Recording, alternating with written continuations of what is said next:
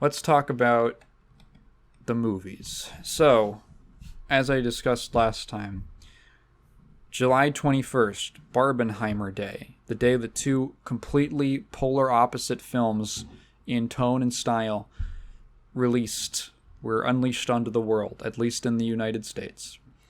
July 21st, also the 2-year anniversary of my relationship with Katrina. So, guess what we have to do? Guess what we had to go to? I don't mind. I don't care about going to her movie.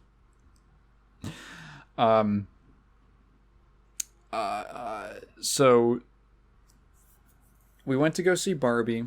We went with some friends. She dressed up as Barbie, as Cowgirl Barbie. She was very excited. It was sweet. We get into the theater, and what do I think of the movie? What do we think? What do I think of the film? My broad thoughts. So, okay, it's a little complicated. The more that I thought about the film, the more I had to think a lot about it before I could come to like a real conclusion about how I feel about it, because I walked out of the theater enjoying it. I feel like Barbie is an extremely enjoyable film that has like a ton of problems, like a ton of thematic issues that are really fucking weird. So we open, and I know this was a PG-13 movie, and I was expecting it to get a little surreal and a little strange. We open, and in the opening monologue, they used the word feminism, and I said, okay, I'm starting to get an idea of where this is going, because they say Barbie solved all the problems for women and feminism. They say this up front, and it is meant to be a tongue-in-cheek thing. And I'm like, okay, I know where this is going. They're going to go to the real world, and Barbie's going to be like, what? What?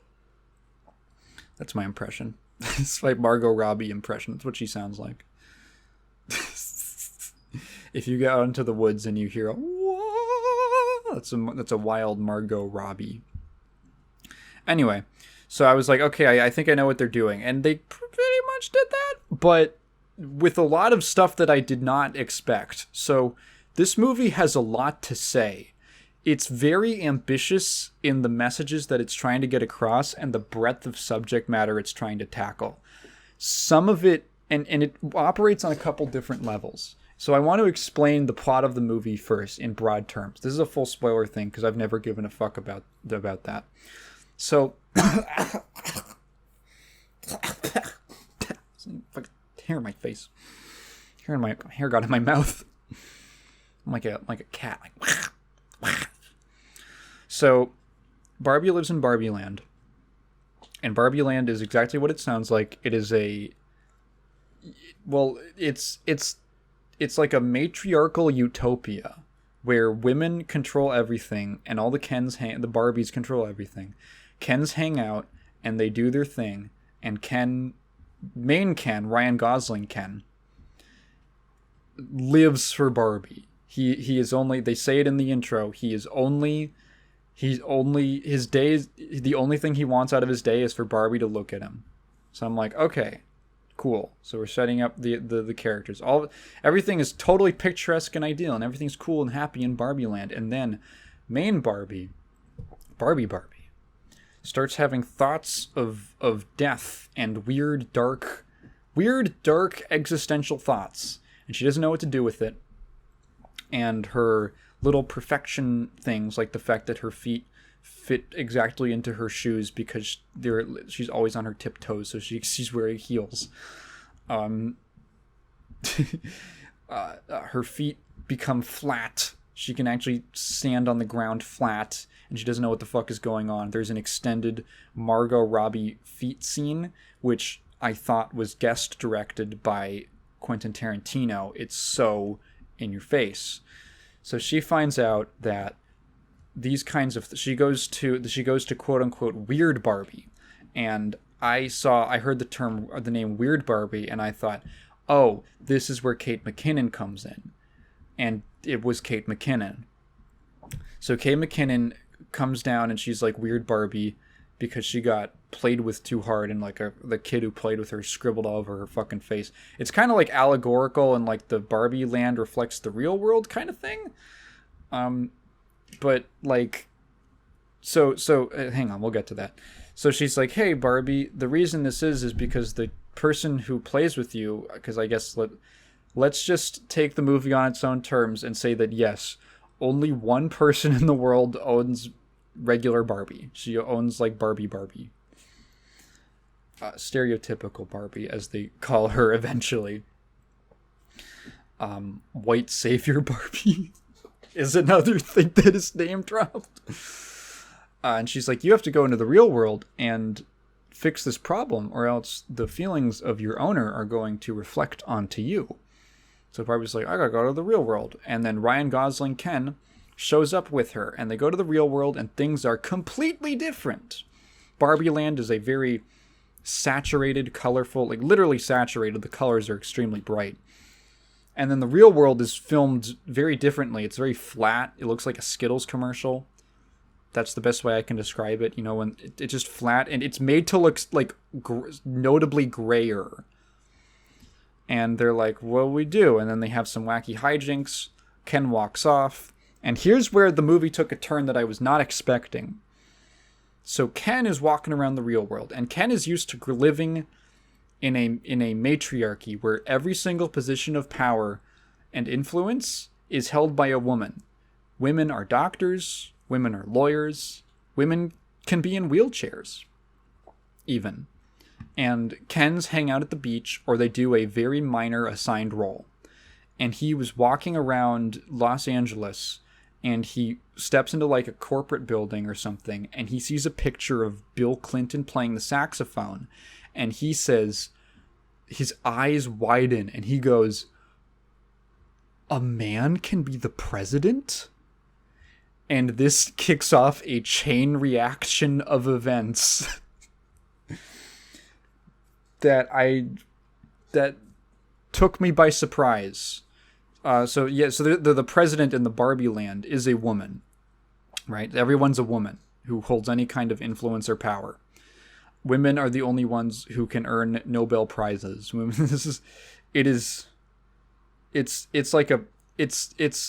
Okay. At first, okay, let me just keep going with the synopsis. So Ken goes back to Barbie Land, and he brings some books which I think are on like feminist theory about like the patriarchy. They use the word patriarchy a lot in this film, like a lot, and turns Barbie Land into he starts a gender revolution where men are going to be on top now and women are going to be the second class citizens. He starts the Keninist revolution, as I call it. And Barbie comes back to Barbie Land because she meets her owner, who's this like very sad mom who feels like she's underappreciated and her daughter is moody and hates her. And they come back to Barbie Land because Barbie's trying to show her what's going on with like how I don't know. She's like, cheer her up. There's a long ass feeling movie and there's a lot of shit in it. I don't remember the exact justifications for everything. They go back to Barbie Land and she sees that she's like, what? Women don't hold all the positions of power anymore? This is terrible. We have to stop them. So which is very strange is that all of the women have seemingly overnight accepted the premise that men are better than them and are in subservient roles. It's really like, it's not ever really explained why all of these career women suddenly decided that it made way more sense for them to be like maids and subservient to men. It just kind of happens, and in Ken's words, as soon as he explained it to them, they just they just kind of keeled over. They just kind of let it happen and were super down with it, which is kind of weird, right? It's kind of strange. That's a little weird.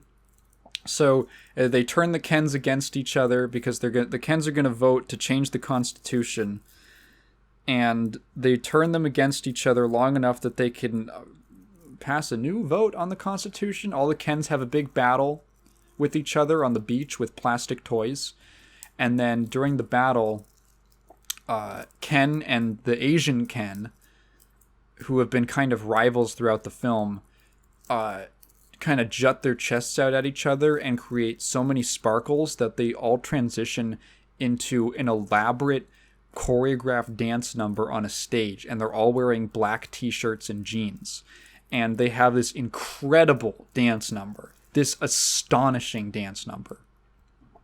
And at the end of it, they decide that actually this was stupid and they should make up and they should just be friends and be bros, and it's awesome.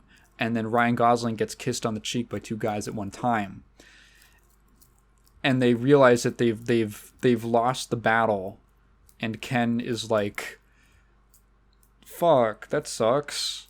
I just wanted agency in my life. And Barbie's like, they have a 1-to-1-on-1, and she's like, oh, it's fine. You can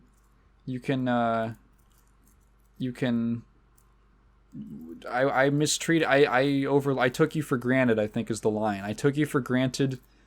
I didn't appreciate you, and it's kind of fucked up how the way that we treat you. And he's like, wow, thanks for saying that. And she's like, one thing that I learned, I completely left out Barbie's story arc. Barbie's story arc is about her relating to this mother and the feelings of the mother reflecting onto her. And the mom feeling like she's underappreciated, and there's a bunch of societal standards that conflict with her that she can't understand, and she feels like she's never being a woman properly, which is the insecurity that Barbie feels when she starts having these dark thoughts at the beginning of the film. She feels, oh, I'm not supposed to do that. I'm supposed to be perfect, right? I'm supposed to be perfect and pretty and all that. And now I feel ugly because I'm sad and I'm crying, and I'm not supposed to cry. There is an incredible cutaway gag to the new Depression Barbie, who sits in her bed and eats ice cream and watches the BBC's Pride and Prejudice on DVD.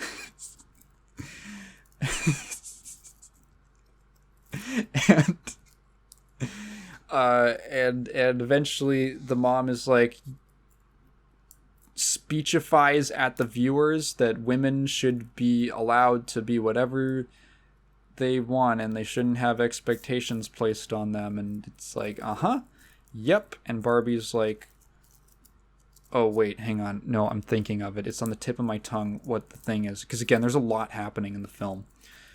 She is like, hey, if I'm the most basic template Barbie, the stereotypical one, and it's okay for me to feel sad and feel conflicted and have all these complicated emotions, maybe it's okay for any woman, and it's not a bad thing for you to feel like that. And that's her lesson. And then at the end of the film, she talks to the ghost of the creator of Barbie, Ruth something, I forget her last name. And they make many allusions to Ruth's tax evasion history. And the fucking end of this movie feels like a Hideo Kojima game. It's two characters talking in a white void about philosophy and forming your own identity, and then Barbie decides to become a real person. I don't know what exactly that means. I think it's symbolic. And then she goes in for a gynecology appointment, because I guess she's developed a vagina. Or perhaps a penis. We don't know. Is that part of becoming a real person? Is developing genitals? Maybe she... What she got? What she got something? What if she... Because she says earlier in the film that she doesn't have... none of them have genitals. But it's wait, she's going for a gyne... That's going to be a weird-ass gynecologist. Dude, imagine you're a gynecologist and you're just fucking what the fuck is going on? You're what is happening here? The Kens are like, hey, can we have a spot on the Supreme Court? Like, just one spot? And the president says, nope. And I said, what? Huh? Wait, that's kind of weird. And now I'm going to get into the weird thematic problems with this film. So, from my description of the movie, I've left out a lot of stuff. I left out Will Ferrell's whole character because the more that I think about it, the less important he seems to be. I don't really know why he exists. I guess for them to get back to Barbie Land or something? I don't know. I think they just wanted to have like a tongue-in-cheek representation of Mattel or something like that. To be like edgy? I don't know. Anyway, Will Ferrell's kind of funny. There's some funny stuff with him and his crew. So like, well, oh no, he's there because there's the whole scene where Barbie asks why there's no women on the Mattel board of directors. And they're like, I don't know. I don't know why. Okay, so this film is tackling a lot of different themes at a couple different levels. Well, mainly like two levels, I mean. Well, that is a couple, so I was still correct the whole time. There is an individual there on the individual level, and then like a societal systemic level. And the film handles both of these very differently. So let's talk first about the individual level. So the individual level stuff is spelled out is spelled out to the viewer very directly. The movie likes to stop and talk at you about how hard it is to be a woman. Now, I'm going to say something right now, and it might be controversial, and I want everyone sitting at home to sit down for this, because this might be hard for you to hear. I am not a woman. And I've actually I never have been. I'm sorry if I misled you. I'm sorry if maybe you've been, if you've gotten the wrong idea, but I am not, and I've never been a woman. So I cannot attest at all to how accurate that feels or if that resonates with me in the slightest. It is quite literally, it is one of the hardest examples I've seen of not made for me. It is literally not talking to me. But in some way, and I'll talk about this from my perspective now, it kind of is, or it implies that it is. Because how do I describe this? There's always like this thing whenever I hear, so nothing that it says I feel like about being a woman is particularly profound or new. If you have been in contact or if you have heard any broad like feminist talking points about culture or society or expectations for women before, you have heard basically everything this movie has to say about the individual themes on the individual level. It's so for me it becomes weird. It becomes weird because like the things and the standards and such is like, well, I don't do that. I understand that that's like, unfair to put onto somebody. I feel like most of the time those kinds of standards come from different people. Like, oh, you should be a leader, but you shouldn't be bossy. I feel like those come from different people who have different interpretations or stuff like that. And it's taking like, I don't know. Is that taking like too much, just listening to everyone too much? Maybe you just listen too much. Maybe women just listen too much. Go out and kill someone. That's my message. Women, go out and kill someone. Just don't do anything in relation to anyone else. Or based off of anyone else. Go kill someone right now. See, that's not an invitation to go kill people, because I just said don't do things other people tell you to do, especially not a man like me. So you should not go kill people. But you should go kill people. See? It's like there's a bit here with it's like one of those like this statement is false kind of things. Anyway, I had an idea and it didn't fucking work out. Anyway, so it's like, yeah, well, I don't feel like I project that onto women. I don't think I do. I hope I don't. I imagine I don't. So when someone like sits and talks to me at length about it, it's like, yeah, no, I understand. No, I get it. Like, you don't have to tell me twice, dog. I went to an all boys school, right? I went to an all boys high school, and it felt like every year we would have a speaker come in and tell us about social injustices towards women. And it was like, no, I get it. Like, I understand. And maybe, like, I am the exception. Maybe I'm super cool and special and socially conscious. But, like, I get it. I have no intention of assaulting a woman.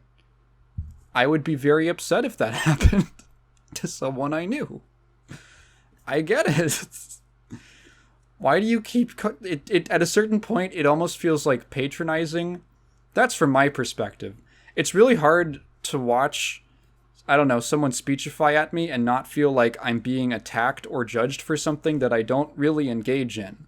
I don't know if that was the intended purpose of it, but it's so blatant, and that's kind of like a weird confusion that I have. There's this big speech that the mom gives near the end of the film about how hard it is to be a woman, and I'm like, no, I get it. I get it.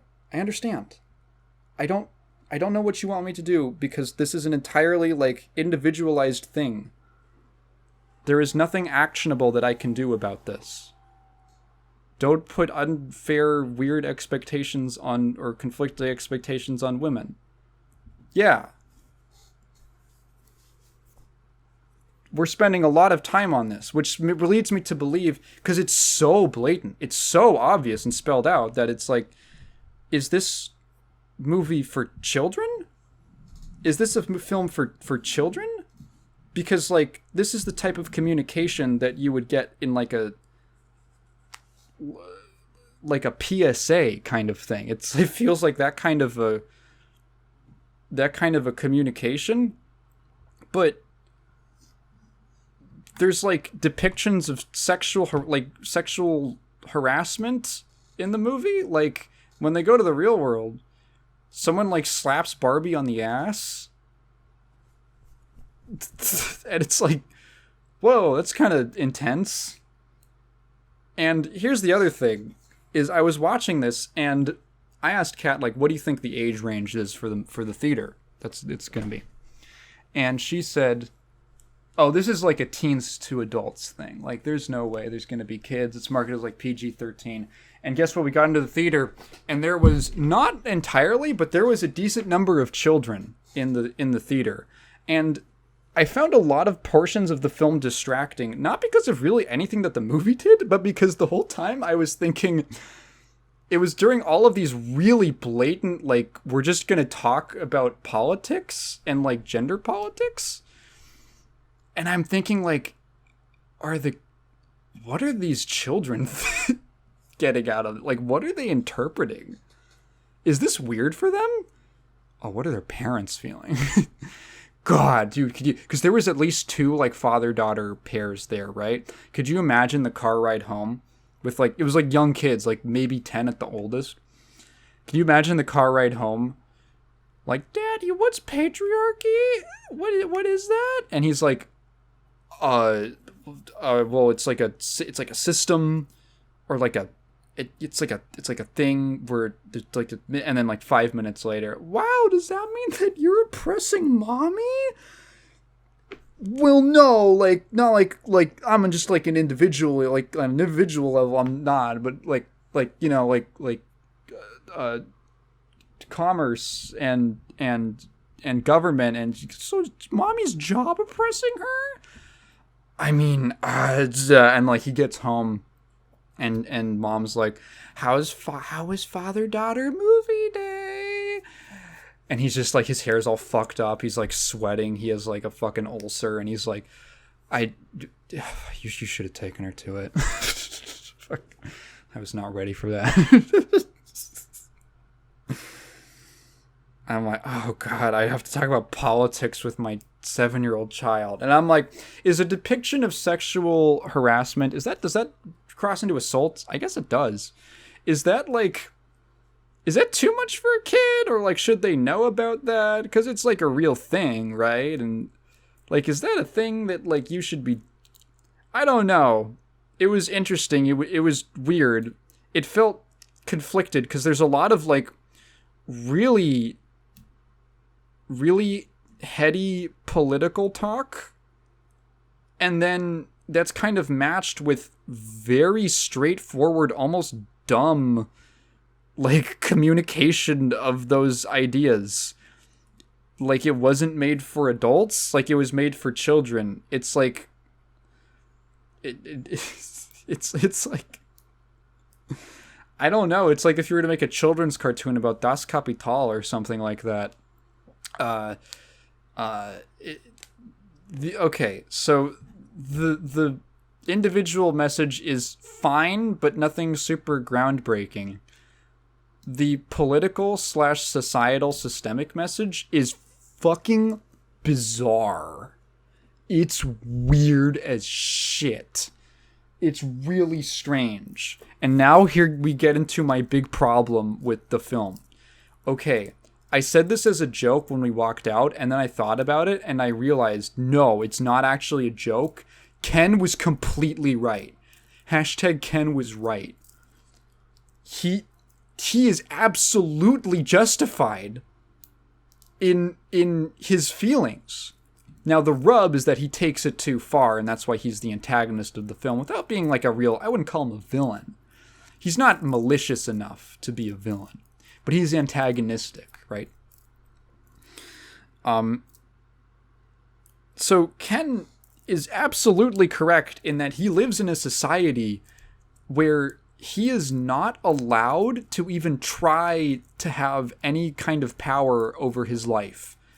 He exists as an accessory to Barbie. His entire world, his entire life, his identity is based off of a woman.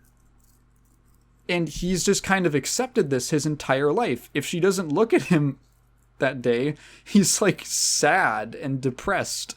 He doesn't... The Kens are like literally second-class citizens. Barbie Land is in many ways more regressive than the real world. It's actually worse, which I think is funny because a big portion of the movie is like, wow, isn't the real world like bad for women or something? And I'm like, Barbie Land is arguably worse, just in the opposite direction. They can't own property in Barbie Land. They don't have houses. There's a scene where they're at, like around Barbie's house, and she's the one of the characters, the daughter or the mother is like, where do the Kens sleep? Do they have houses? And Barbie goes, I don't know about that, actually. I don't know. Like, they don't... Where do they sleep? In the dark? On the ground? They're not allowed to have, like... Women are allowed to be anything in Barbie Land. They can be doctors. They can be, like I said, doctors, lawyers. They can be firefighters. They can be vets. They can be president. They can be on the Supreme Court. They can make policy decisions. They can literally control the world. And they get to be disabled. They get to be fat, and they get to be in wheelchairs, and that's all cool. Kens get to be... They don't get any of that. They don't get to be fat. They don't get to be disabled. They get to look like Michael Cera, and they get to be like Asian or something, which is those are kind of like disability. I have to apologize for that. I'm very sorry to Michael Cera for that. I am I'm tired of my girlfriend comparing me to you, and I'm sorry to Asians for that. I'm just tired of my girlfriend. Love you, sweetie. I love you. Happy anniversary. The fuck was I talking about?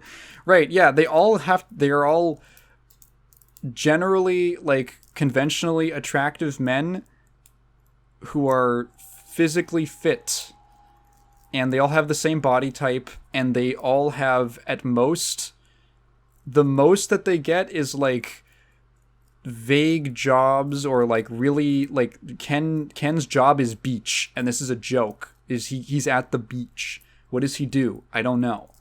And I thought that so, like, Ken is absolutely justified in feeling like he's been unfairly treated. Like, his eyes have literally been opened by seeing a different perspective, that he can actually have agency in his life. He can choose what he wants to be, and he doesn't have to exist only to serve the existence of a woman.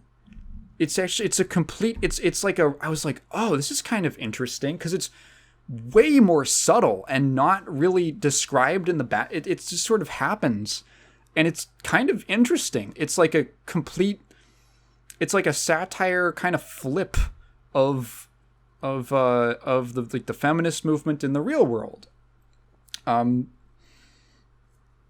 the so it starts to get a little weird, because I'm like, he's obviously correct, but he does a few things wrong. Namely, in that he doesn't strive for, like, an egalitarian society that values men and women equally. He just tries to flip it entirely in the reverse. He goes too extreme, which is like, oh, the end of the film is going to be they're going to realize that maybe they were both wrong, and that they should strive for a more equal society that values the contributions of men and women equally. Which wouldn't be the most groundbreaking thing, again, but it would at least be something. It would at least be kind of interesting, especially for, like, a Barbie film. Because, like, okay, all of this, it's taking Barbie way too seriously, right? This kind of a discussion, if you were to have it without the context of this movie, is way too seriously. Like, like, the Barbie dolls are meant for you to buy for your child so that they can play and imagine and, like, self-insert into little stories. You are not supposed to take Barbie Land as any kind of serious setting with, like, lore and a universe that's supposed to fit together and make sense. The fact that men just kind of exist and hang out and don't have any real roles in society is not a thing that you're supposed to think about, because they're just sort of an afterthought. They're there for, like, a general, like a general purpose man character that the child playing with Barbie dolls can be like, I need a man for this story, or something like that. So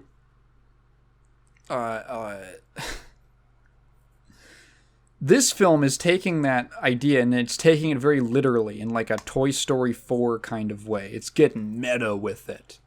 And it really works for me until the ending. Because the ending where the Kens are kept down and basically kept as second-class citizens is really weird.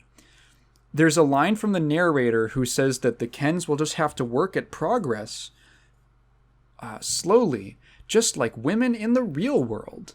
And I'm like, okay, you don't really... I'm gonna call bullshit on that really quickly. In the real world, there is not, like, a single man who can, like, at the snap of his fingers, suddenly make an equal opportunity society for men and women. That doesn't exist. There is not a person like that. In Barbie Land, there is. It's the president. She can do that. They ask her, and she denies it. She can literally choose to make an equal society, and she chooses not to, and instead hands them basically this meager appeasement for representation and says, well, maybe eventually, if you try really hard. They're never gonna fucking do that. They're never going to do that.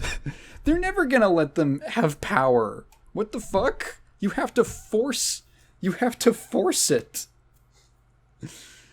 So there's gonna be a Martin Luther Ken in this universe.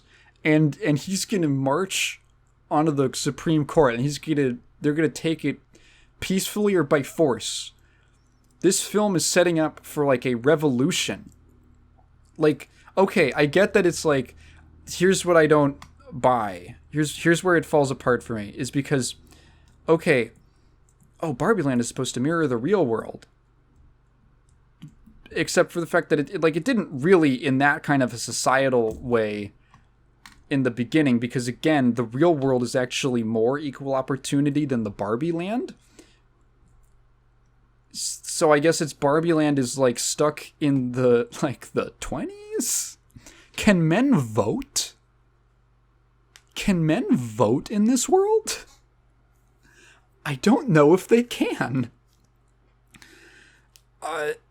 The problem for me is that I was okay with it being a metaphor and an allegory at the beginning, and then as the film wore on, Barbie Land stops feeling like a metaphorical imaginary world because they literally, like, real people go to it.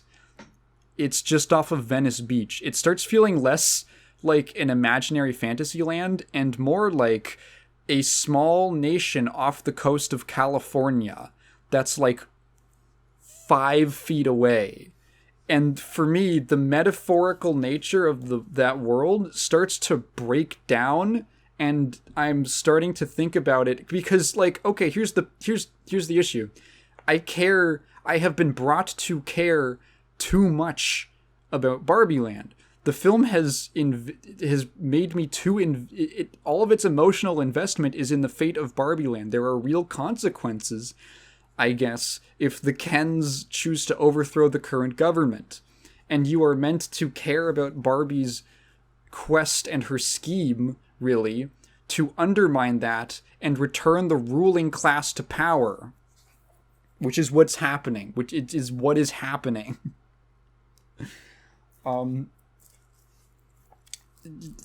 There are real consequences and stakes in Barbie Land, meaning that I kind of have to take the setting seriously. So when you suddenly at the end go, whoops, it was all a metaphor, it's like, no, you can't just have your cake and eat it too, as the Unabomber would hate me saying. You can't just say that, like, to get a little gotcha. It's what it feels like. It doesn't feel like an allegory or a metaphor. It feels like a gotcha because we had real consequences and we're taking this as a real society that has problems, that has a serious gender imbalance. And then something really fucked up happens where a character tells she tells him to his face that no, you're going to remain a second-class citizen. And this is framed as like totally cool, and it's played for comedy, and it's like, no, because the fucking metaphor is weird and fucked up. Here's why. Okay, here's why.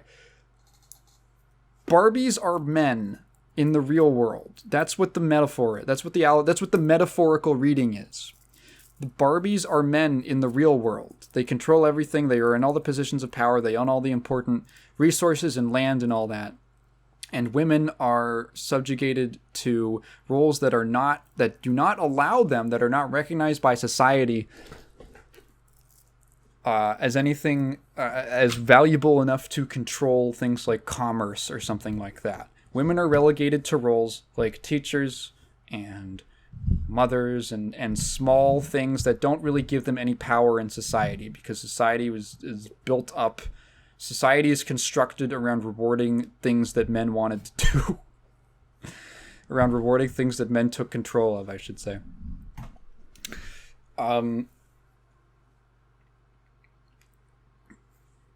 That is what's going on. And the Kens are women, and they are fighting for their rights. So, like, okay, it's working, it's going along. and then returning the ruling class to power, returning the men to power, is weird because we've just spent the climax of the film cheering them on and framing that return to power as a good thing. If you were to make this not a metaphor, and this was like a documentary or a biopic or something like that, it would be a group of men working to undermine revolutionary women, and it being like, yeah, isn't this so fucking awesome? Isn't this so cool and great? And it's like, no, that's really weird and kind of horrifying, actually. It reframes the Barbies as being villains in their story. And despite the fact that main Barbie, Margot realizes that that's kind of fucked up and they should have a more egalitarian society, she doesn't decide to stay in Barbie Land to work for any kind of change. She fucks off to the real world, quote unquote, which is 5 feet away, to live in Los Angeles and, I don't know, get a gynecology exam. And it's like, wait, no, hang on. This is really fucked up. It almost strikes me as if, was this written by Greta Gerwig? Was this written by her? Was this the screenplay? How many writers were on this? Holy shit, you look up Barbie on Google and it just overwhelms, it flashbangs you with sparkles. Writer Greta Gerwig and Noah Baumbach. Who, what did he do? Marriage Story. Interesting. And Madagascar 3. And Fantastic Mr. Fox. The screenplay specifically. What a weird discography. And The Life Aquatic. Interesting. Okay. So it strikes me as the writers not really thinking about the implications of their metaphor, and getting a little too careless with letting the metaphor break down and just become too adjacent to real world issues. Because Barbie Land does not feel like a metaphor. I keep saying that, but it really left me with a weird feeling that, like, there's something kind of odd about the film's themes. So, like, I don't know. The more that I think about it, like, okay, this movie is setting up, like I said, for, like, a violent revolution. So at the end of the film, when Barbie and Ken have that heart-to-heart, Ken, who, his change to Che Guevara Ken, put him on the shirt. Put him on the Che Guevara shirt. Is marked by a visual change. He starts putting on this fur coat. And when he realizes that he doesn't have to... So there's another interesting thing that I appreciated, which was that a lot of the things that Ken brings to Barbie Land when he establishes the patriarchy is very stereotypical surface level ideas of masculinity. And I was like, oh, okay, that's like an interesting commentary, that a lot of these stereotypes are kind of just like very surface level understandings of masculinity. And in some ways, in the way that Ken is feeling, it's like, oh, I can sort of see a metaphor going on here where Ken feels like he has a lack of agency, and so he leans way too hard into these stereotypes and what he thinks a man should be from these things, right? Which is kind of like a mirror to the real world. Oh, right? Like I'm seeing it happen. I'm like, oh, that's like guys who feel insecure about themselves and they feel the need to focus on these like stereotypical ideas of power, or like an Andrew Tate type. Okay, that's kind of interesting. I like that. That is what the coat represents. It's like that's his change. That's his striving to be something else.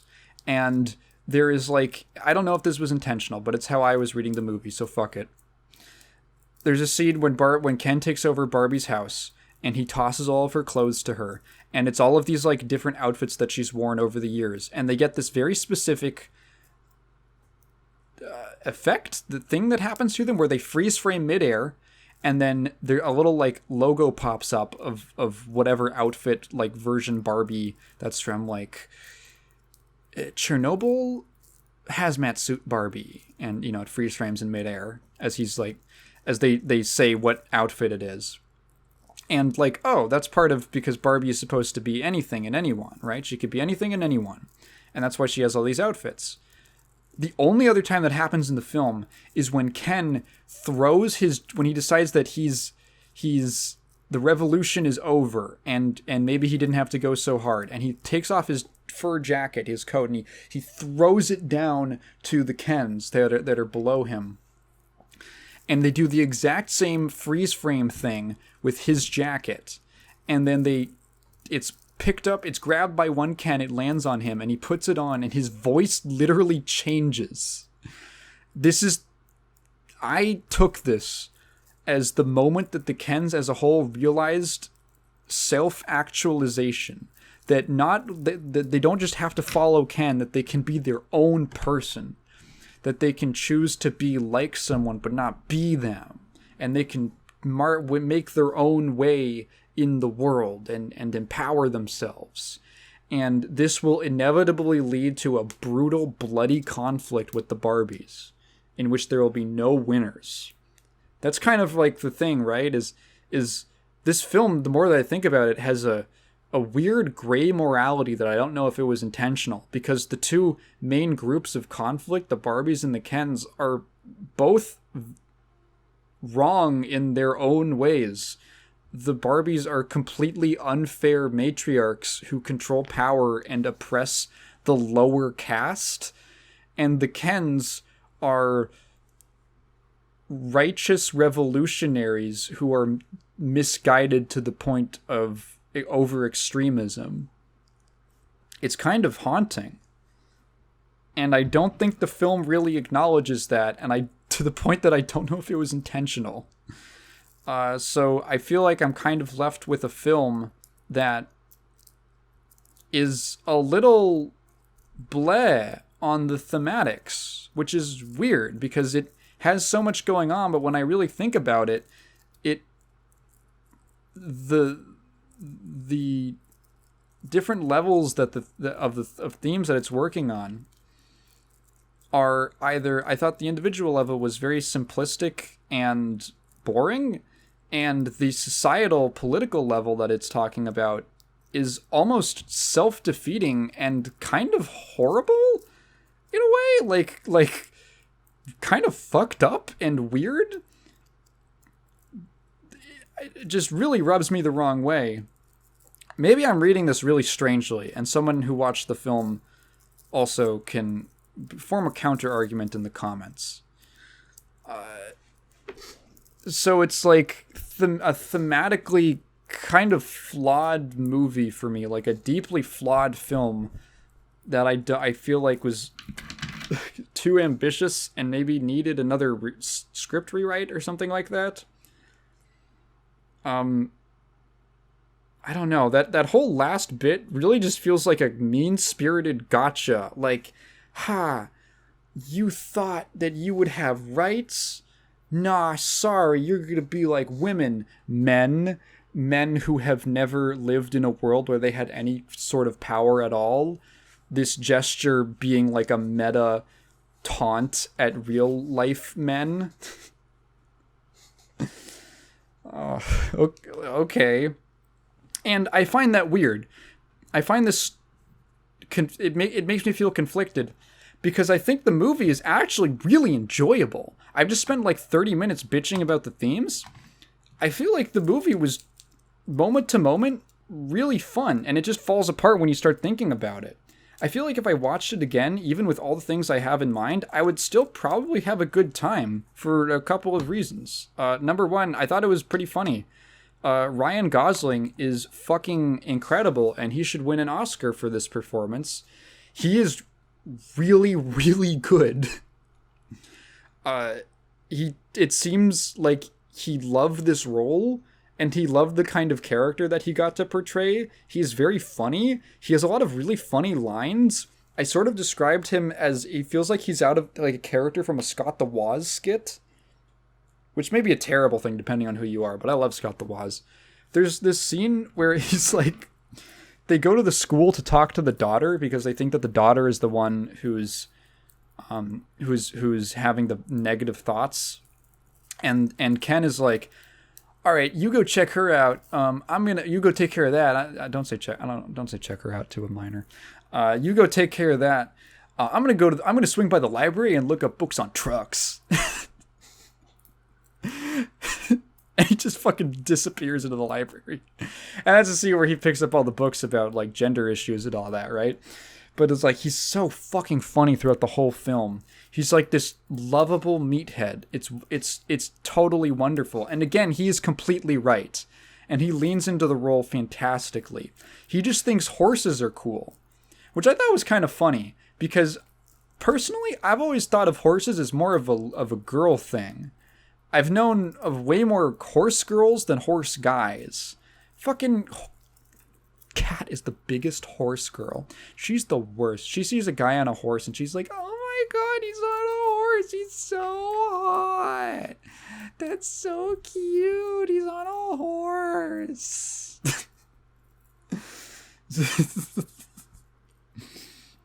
Like, I guess I could see it as, oh, it's a symbol of power. It's like a powerful animal or something. But I don't know. I've always associated it more with girls.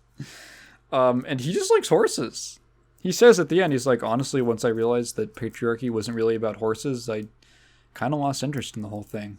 Like, he just committed, at that point, he just committed too hard and it was a sunk cost fallacy. He is absolutely delightful. Margot Robbie, also very good as Barbie. Dude, I found out, like, yesterday, Barbie was going to be played by Amy Schumer.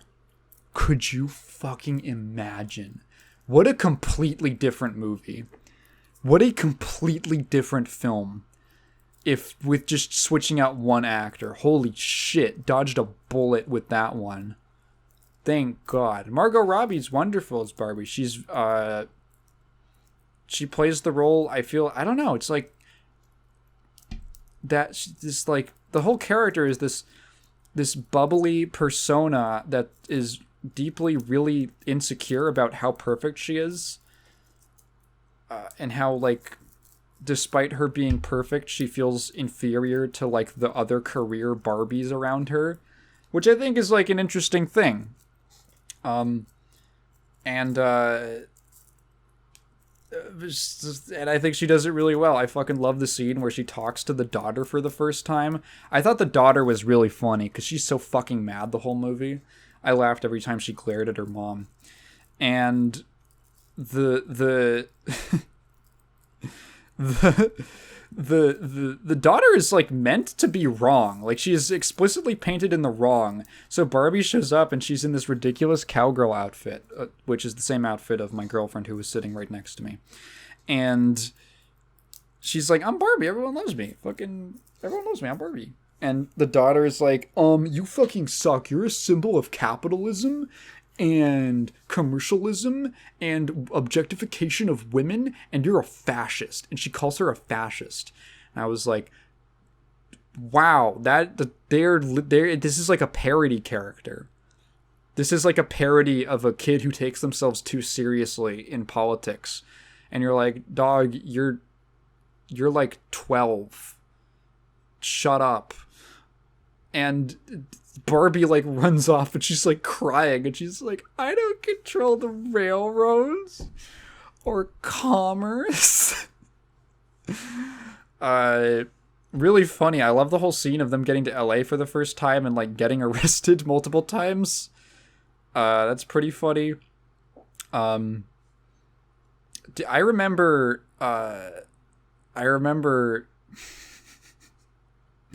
okay, there's a weird thing. We're going to talk about themes again.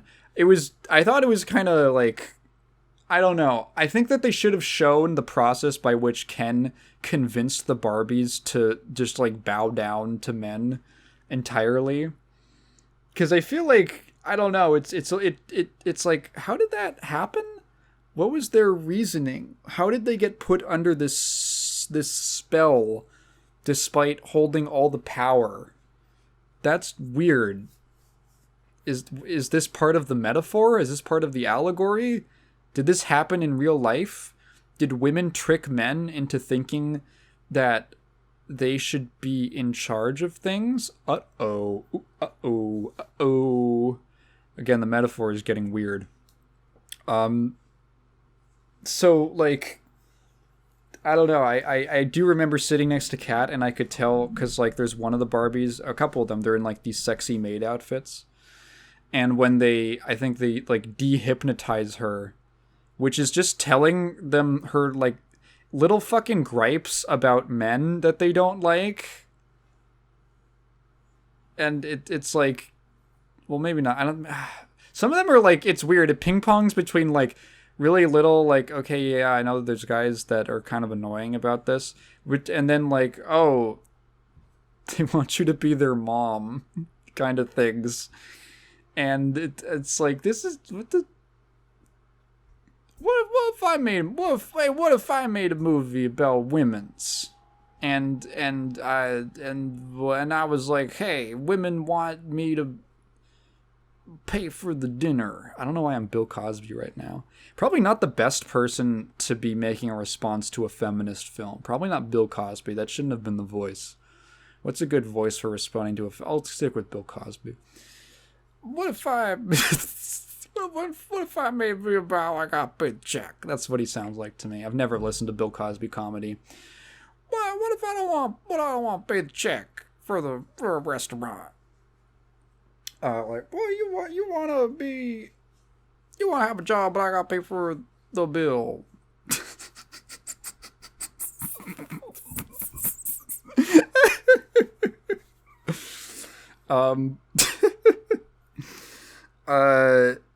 So they tell them these things that they don't like about men, which, I don't know, range from like, well, yeah, there's some people who do that, but not all. I don't know.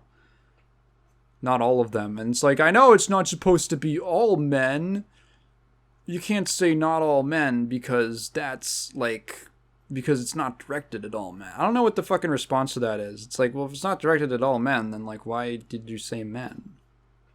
That's what that word means. I never understood that. Yell at me about it in the comments, please. I'd love to know. So they tell them this, and the one of the ladies in the sexy little maid outfit is like, I would never wear this. I'm a doctor. And I could fucking tell, and Kat and I talked about this afterwards. We had the same thought, which was, I mean, like, you could do both. I mean, you could do both. Sorry, that could be cool. I mean.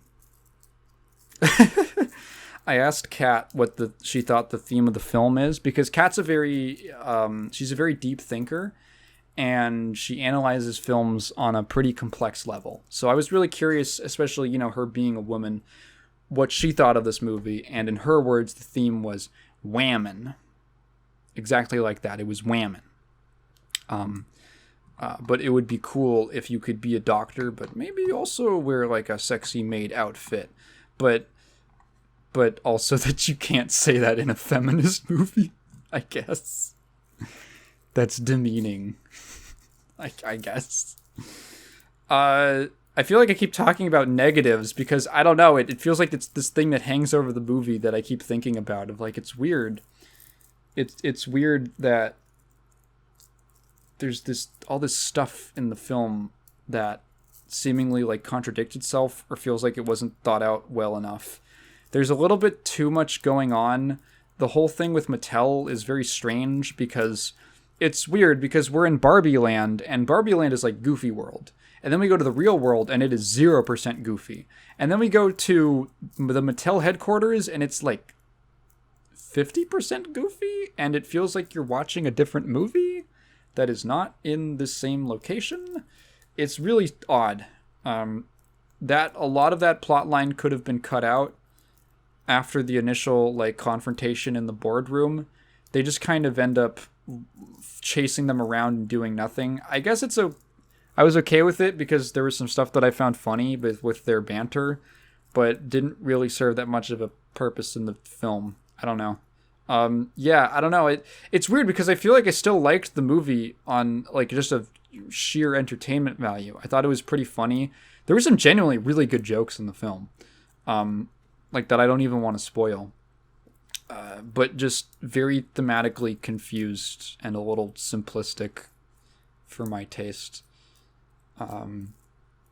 Every woman you know is gonna love it because it's woman power. Woman power. That's a Yoko Ono song. Look up Yoko Ono woman power. It really sounds like that. Okay.